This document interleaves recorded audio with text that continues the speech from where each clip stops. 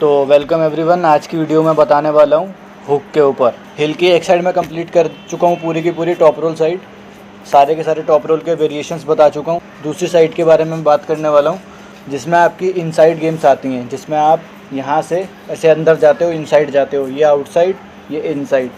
अब इनसाइड में हिल के ऊपर जो दो मूव आते हैं वो हुक है।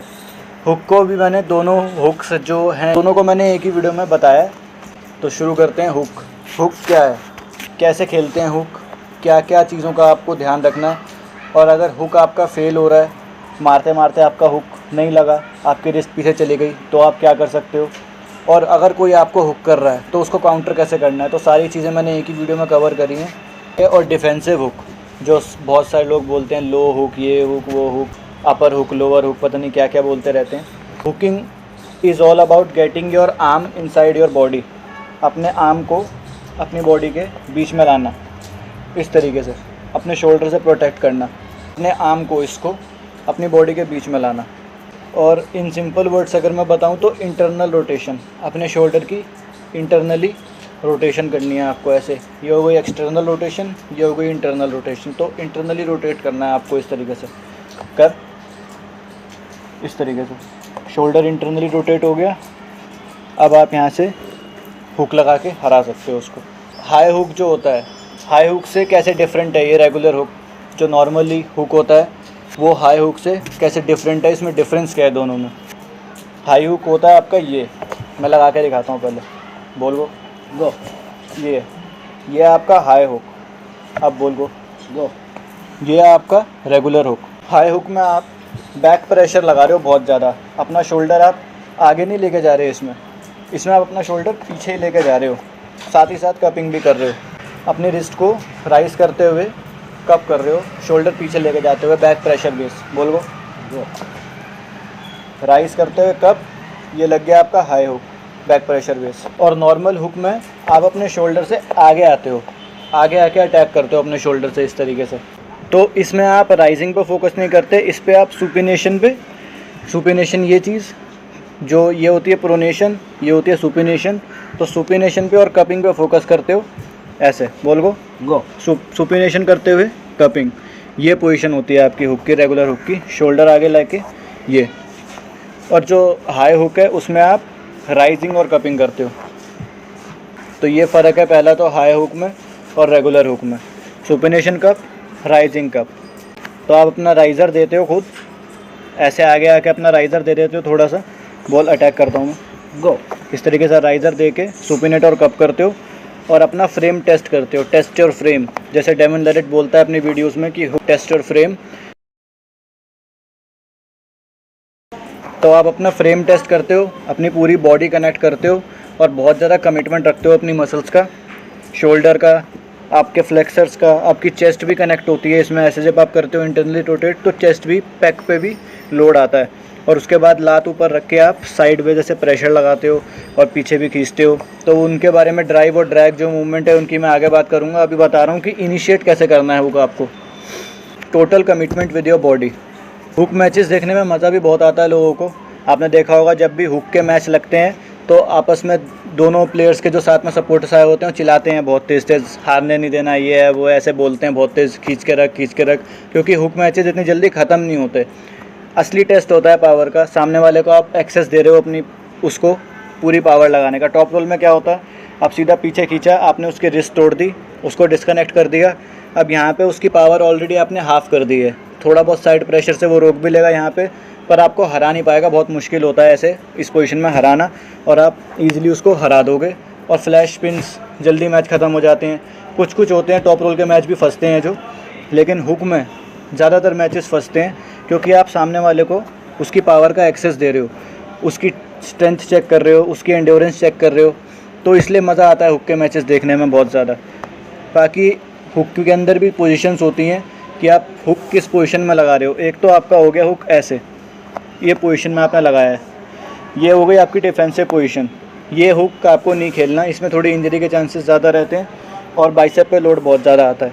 आपको खेलना है ये वाला हुक, इस तरीके से, बोल गो, इस तरीके से ये वाला हुक लगाना है आपको, सामने वाले की रोटेशन पर अटैक करते हुए पूरा का पूरा उसके हैंड के पास जाना है, मतलब उसका हैंड पूरा कवर करना है। ये उसकी प्रोनेशन है, यहाँ से रोटेशन लेगा तो आप इस पे अटैक करके पूरा अपना कवर करोगे इस चीज़ से उसकी पूरी रोटेशन को, ना कि अपना हाथ दे दोगे। तो आप भी अपने ओपोनेंट को फ्लैश पिन नहीं कर पाओगे और आपका ओपोनेंट भी आपको फ्लैश पिन नहीं कर पाएगा अनटिल बहुत ही ज़्यादा स्ट्रॉन्ग है सामने वाला। जब तक ये बहुत स्ट्रॉन्ग नहीं है या मैं बहुत स्ट्रॉन्ग नहीं हूँ, तब तक हुक में फ्लैश पिन करना ऑलमोस्ट ना के बराबर इम्पॉसिबल सा होता है। मतलब असली ग्राइंडिंग मैचेस जो होते हैं हुक के अंदर होते हैं। आपका शोल्डर हमेशा आपके इस आर्म के पीछे होना चाहिए, पीछे या लेवल पे। जहाँ इससे बाहर गया तो ये आपका हाथ टूटने के चांसेस बन जाते हैं। यहाँ से आपकी ब्रेकिंग पोजीशन आती है, ये लॉक होता है आपका। आपको अपना शोल्डर इसलिए पीछे रखना है और हमेशा ऐसे ही जीतना है। और जब हारोगे भी आप तो इस तरीके से खोलना है, तो शोल्डर कनेक्ट रखना है आपको। इस पोजीशन में ही जाना, आपका हाथ बॉडी के सेंटर में ही होगा। हुक के अंदर इन सिंपल वर्ड्स आप अपनी इंटरनल रोटेशन सिक्योर करोगे और उसके बाद अपनी रिफ्लेक्शन सिक्योर करोगे। बोल गो इस तरीके से। Once you are in this position, तो आप इतना डीप हो इसके हाथ पे, आपकी फिंगर्स यहाँ नहीं है ना, आपने ये हल्का सा कप कर रखा है जो टॉप रोल में लगता है, आपने डीप कप कर रखा है एकदम। तो आप इतना डीप हो इतनी अपनी फिंगर से, तो यहाँ से इसके लिए ऐसे बाहर आना बहुत मुश्किल है। आके देख, थोड़ा कोशिश कर, बहुत मुश्किल हो जाए क्योंकि मैं डीप हूँ इसके हाथ में बहुत ज़्यादा, पूरी रोटेशन चली गई है उसकी। और इस पोजीशन में कई बार ये स्लिप लेके भाग सकता है ऐसे, अगर रिस्ट चली गई तो। बट स्ट्रैप में मैच अगर होता है तो स्लिप भी नहीं होती। और अब मैं वो बताता हूँ जो हुक और ड्राइव और ड्रैग का मैंने बताया था कि ड्रैग और ड्राइव आपको कब करना है, दोनों में क्या डिफरेंस है। अब आप once you are in this position, आपने अपना इंटरनल रोटेशन सिक्योर करके रिफ्लेक्शन सिक्योर कर ली है, डीप आ गए हो आप। अब यहाँ से आपके ऊपर है, आप चाहे साइडवेज जाओ, सीधा ऐसे, सीधा भी नहीं मतलब हल्का सा ऐसे ही होता है। आप ये वाला पाथ फॉलो करो, या आपने ये कर लिया, उसका शोल्डर बहुत स्ट्रॉन्ग है तो आप उसके बाइसेप पे अटैक कर सकते हो पीछे खींच के। आप पीछे खींचते इस तरीके से भी हुक लगा सकते हो। तो ये दो है, ड्रैग कर रहे हो आप और ड्राइव में आप सीधा इस तरीके से हुक मारते हो इस तरीके से, और ड्रैग में आप पीछे खींचते हुए हुक मारते हो इस तरीके से। हर मूव के प्राइमरी फंडामेंटल्स होते हैं और सेकेंडरी फंडामेंटल्स होते हैं। तो हुक के प्राइमरी फंडामेंटल्स हैं internal rotation, coming forward with your shoulder, और इंटरनल रोटेशन। आइयो, अपने शोल्डर से आगे आके अपना आर्म सिक्योर करना। बोल गो ये चीज़, ये आपने कर लिया, ये आपका पहला काम बन गया, इंटरनल रोटेशन पे आप आ गए। और सेकेंडरी फंडामेंटल जो है वो है आपका रिफ्लेक्शन कपिंग, सुपिनेट करते हुए कप करना। तो इंटरनल रोटेशन या प्राइमरी कप कर लिया, ये सेकेंडरी फंडामेंटल सुपिनेट करते हुए कप करना। अब यहाँ से आपकी गेम है, आप चाहे उसको ड्राइव करो या उसको ड्रैग करो। और जनरली हुक बहुत अच्छा वर्क करता है posting style top roll players के अगेंस्ट में। जैसे कोई पोस्टिंग अगर कर रहा है, पीछे को खींच रहा है अपना हाथ, ये मेरे से हाइट के लिए लड़ रहा है, हाइट के लिए लड़ेगा मेरे से, मैं हाइट के लिए नहीं लड़ूंगा। मैं बस अपना सिंपल थोड़ा आगे जाऊंगा, आगे जाके ऐसे ग्रिप लूँगा, हाई ग्रिप लूँगा, पर हाइट इसके पास ही ज़्यादा होगी अभी भी क्योंकि ये पोस्टिंग कर रहा है। मैं थोड़ा लो ग्रिप करूँगा, ग्रिप हाई नहीं लूँगा, ये हाई ग्रिप लेगा, मैं थोड़ी लो ग्रिप लूँगा, स्टिल थोड़ा सा हाइट मेंटेन करते हुए। नकल ले ये चीज़। अब ये पोस्टिंग करेगा अभी ना, तो मैं इसकी ये रोटेशन इसकी ले सकता हूँ, कर पोस्टिंग इस तरीके से, इसकी प्रोनेशन पे चॉप डाउन कर सकता हूँ अपने हुक को ऐसे सुपिनेशन के साथ। बोल गो इस तरीके से। अब इसकी रोटेशन चली गई, जैसे इसकी रोटेशन जाएगी ये अपने बाइसेप पे आ जाएगा। एक तो डिस्कनेक्ट हो गया शोल्डर से, फंडामेंटल्स चले गए, राइज़र चला गया, प्रोनेशन चला गया, और हाथ पूरा घूम गया, बाइसेप पे आ गया, ससेप्टेबल हो गया। अब वही वाली बात है, मोर मस्कुलेचर अगेंस्ट लेस मस्कुलेचर। मेरा मस्कुलेचर ज़्यादा है, इस टाइम पे मैं ज़्यादा कनेक्टेड हूँ, तो मैं ज़्यादा पावर प्रोड्यूस कर पाऊँगा। तो इस वजह से पोस्टिंग टॉप रोल के अगेंस्ट में हुक ज़्यादा बेटर वर्क करता है।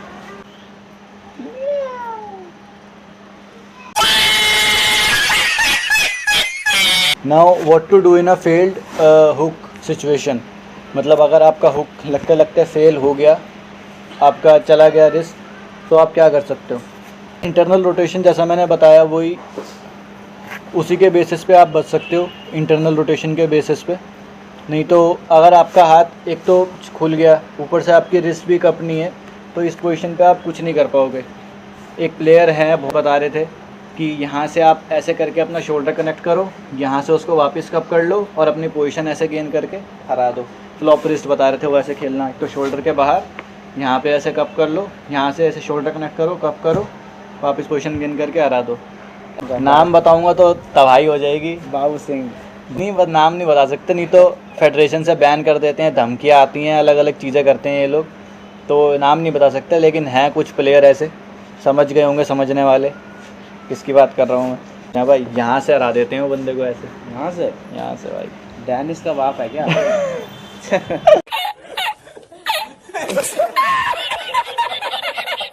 पोजीशन तो इंटरनल रोटेशन ही ऐसी चीज़ है जो आपका हुक अगर फेल हो गया तो उसकी बेस पे आप फेल हो गया तो आपको बचा सकती है इन अ फेलिंग हुक सिचुएशन।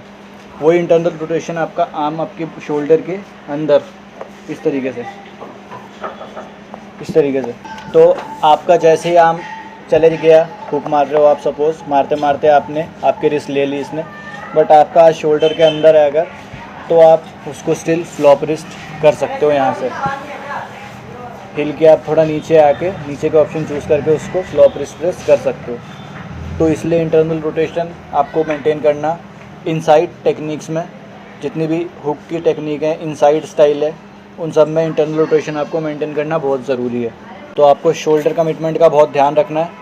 जैसे फ्लॉप रिस्ट कर रहे हो आप, शोल्डर से आपका हाथ बाहर गया तो आपको पक्का इंजरी आ सकती है। यहाँ से इंजरी नहीं भी आई तो आपको पावर का एक्सेस नहीं मिलेगा, बिल्कुल आप हरा नहीं पाओगे। तो शोल्डर कमिटमेंट।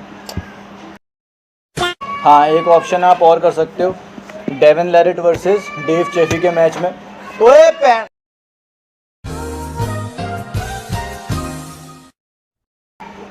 एक ऑप्शन आप और कर सकते हो, जैसे फ्लॉप रिस्ट करते करते कई बार ऑप्शन ये फेल हो जाता है, तो बताता हूँ मैं। जैसे डेविन लैरेट का मैच था डेव चेफी के साथ, अभी रिसेंट वाला जो हुआ है सुपर मैच उनका, उसमें आप देखना लास्ट के शायद राउंड में उसने एकदम से फ्लॉप प्रेस कर दिया डेव चेफी को। ऐसे करते करते डेव चेफी ने यहाँ रोक दिया, थोड़ा सा पीछे खींच लिया, पीछे खींच, उसका एंगल खुल गया।